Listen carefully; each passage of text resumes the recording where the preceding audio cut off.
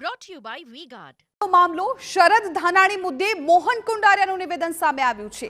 પત્રિકા વાયરલ કરનાર સામે કાર્યવાહી થવી જોઈએ તેવું કુંડારિયાએ કહ્યું છે।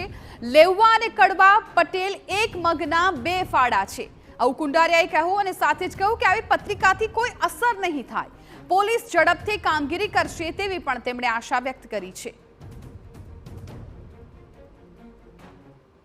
લોકસભાની ચૂંટણી પહેલા લેવા પાટીદારને સંબોધીને એક પત્રિકા છે તે વાયરલ થઈ છે ને હવે પોલીસ તપાસમાં એવો ખુલાસો થયો છે કે પરેશ ધાનાણીના ભાઈ શરદ ધાનાણી છે તેની પણ સંડોવણી આ જે પત્રિકા વાયરલ કરવામાં છે। મારી સાથે સાંસદ મોહનભાઈ કુંડારી છે।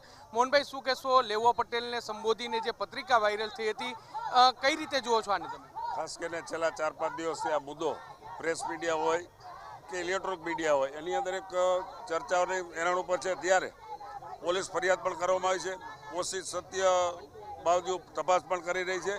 જે કોઈ સંડોવાયેલા હોય એના ઉપર એક્શન લેવો જોઈએ, બે સમાજની માંગણી છે। તો ખાસ કરીને આની જલ્દી તપાસ પણ પૂર્ણ થશે।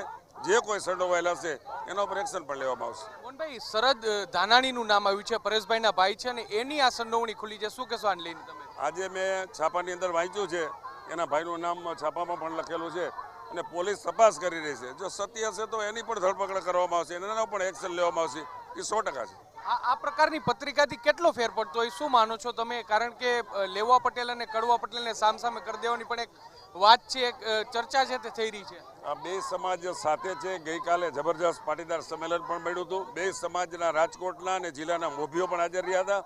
બે સમાજ માટે આવી પત્રિકાથી વિભાગ પડે એ શક્ય નથી। બે સમાજ એક છે ને એક સાથે રહેવાના છે। ખોડલધામ છે તેમના પ્રવક્તાએ નિવેદન કર્યું છે કે લેવા પટેલને ટાર્ગેટ બનાવવામાં આવી રહ્યા છે, શું કહેશો આને લઈને? ખાસ કરીને બે પાટીદાર સમાજ એક જ છે, એક જ મગની બે ફાડ છે અને ગઈકાલે એને શક્તિ પણ બતાવી હતી। આના ઉપરથી બે સમાજમાં આ પત્રિકાના કારણે કોઈ ધૃણા પેદા થાય એવું મને લાગતું નથી, પણ જે લોકોએ હીન કૃત્ય કર્યું છે એના ઉપર એક્શન લેવા જોઈએ।